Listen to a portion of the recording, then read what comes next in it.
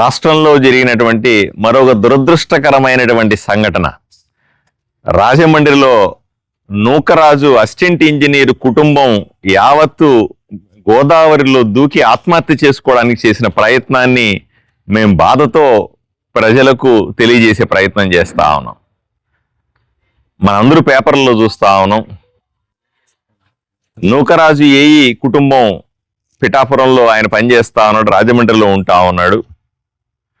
తన భార్య, కూతురు, అల్లుడు, మనవడితో సుఖ సంతోషాలతో ఉంటే దుర్మార్గుడైనటువంటి సాదిక్ ఖాన్ అనే ఒక వ్యక్తి వాళ్ళ ఇంటి పక్కన చేరి ఏదో విధంగా కోడల్ని లోబరుచుకోవడం, ఆమెను బ్లాక్మెయిల్ చేయడం, అలాగే ఆ కోడలు భర్త ఎవరైతే కొడుకున్నాడో అతనికి సూసైడ్ చేసుకునేలాగా లేదా అతన్ని సైనైడ్ కెమికల్ ఇచ్చి చంపేసే ప్రయత్నం చేసి చంపేయడం, ఒంటరిదైనటువంటి సౌజన్య అనే మహిళని ఇతను పూర్తిగా లోబరుచుకొని బ్లాక్మెయిల్ చేసి వీడియోల ద్వారా హింసించడం, ఆ కుటుంబానికి సంబంధించిన ఆస్తులన్నీ లాక్కోవడం, కనీసం ఇంటి తాళాలు కూడా లాక్కొని తీవ్రంగా కొట్టడం, చిత్రహింసలు పెట్టడం.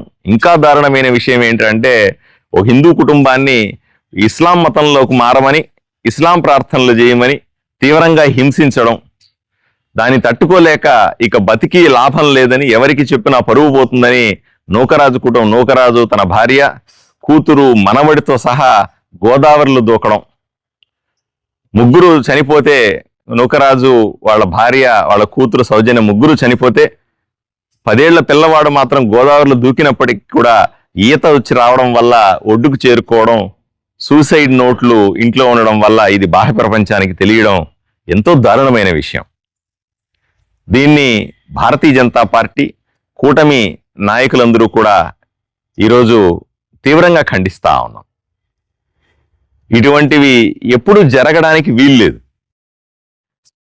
ఎవరైతే లవ్ జిహాదీ పేరుతో టెర్రరిస్టులు ఎవరైతే ఉన్నారో వీళ్ళు అక్కడక్కడ రాష్ట్రంలో ఉండొచ్చు, ఇక్కడ ఉండొచ్చు, ఎక్కడ ఉన్నారో మనం చెప్పలేం.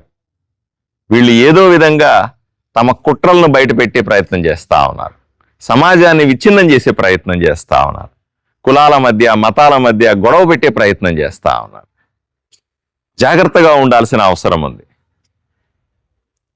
కేవలం వీళ్ళని అశాంఘిక శక్తులుగా మారి వదిలేయడానికి వీల్లేదు. కేవలం వారు అరెస్ట్ చేశామని చెప్పి సమాజంలో వదిలిపెట్టడానికి కూడా లేదు. కేసులు పెట్టినంత మాత్రాన వీళ్ళు మారే పరిస్థితి కూడా లేదు. సమాజంలో ప్రతి ఒక్కరికి నేను విజ్ఞప్తి చేస్తా ఉన్నాను, ప్రతి ఒక్కరూ ధైర్యంగా ఉండాలి.